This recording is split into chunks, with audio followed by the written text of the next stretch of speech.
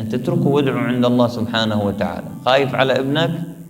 يبقى الله سبحانه وتعالى أحن، الله سبحانه وتعالى أحن وأرحم.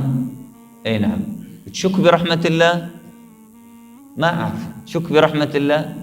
عندك يقين، عندك إيمان بالله سبحانه وتعالى.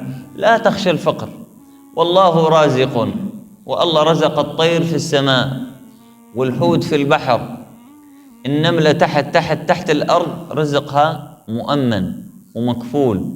أي نعم. وكلكم يعلم القصة لما حبس سليمان النملة وسألها كم يكفيك من الطعام في العام؟ قالت له 3 حبات. 3 حبات تكفيني بالسنة. فحطها بقارورة وحط لها 3 حبات، دار العام عليها، إجا وإذ بها ماكلة 1.5 حبة. فسألها ليش أكلتي 1.5 حبة ما أكلتي 3 حبات؟ قالت يعني لما أنا أسير بين الأرض أعلم أن الله يرزقني والله ما ينساني، بس أنت حطيتني بهالقارورة وخفت إنك تنساني، أكلت 1.5 حبة وغبيت 1.5 حبة. أنت حطيتني بهالقارورة وخفت إنك تنساني، أكلت 1.5 حبة وغبيت 1.5 حبة. حكمة ولا مو حكمة يا أخوان؟ شوف اليقين والتوكل على الله شلون. وهي نملة، والله يقول قالت نملة.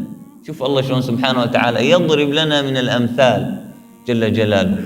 شوف اليقين، شوف الحسن الظن بالله سبحانه وتعالى. أحسن الظن بالله ترى الرحمة وترى الأرزاق.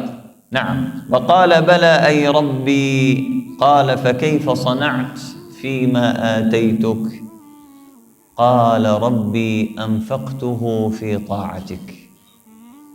سمعت مسجد عم يتعمر ورحت حطيت بيه من دون ما أحد يعرفني أبدا، حطيت بهالمسجد ومشيت. اندليت بيت فقير أو إنسان معاق أو مريض ما عنده حق الدواء ورحت عليه بليل، أي نعم، وتصدقت بيميني ولم تعلم شمالي ما أنفقت. هيك لازم يكون شغف الإنسان. وين في شيء بيه خير ويعرف أنه في أجر، في أرملة، في يتيم، في مسكين، في شيء فيه منفعة للمسلمين، سارع وحط يا رب أنفقته في طاعتك. ومثل الذين ينفقون أموالهم ابتغاء مرضات الله وتثبيتا من أنفسهم كمثل جنة بربوة أصابها وابل فآتت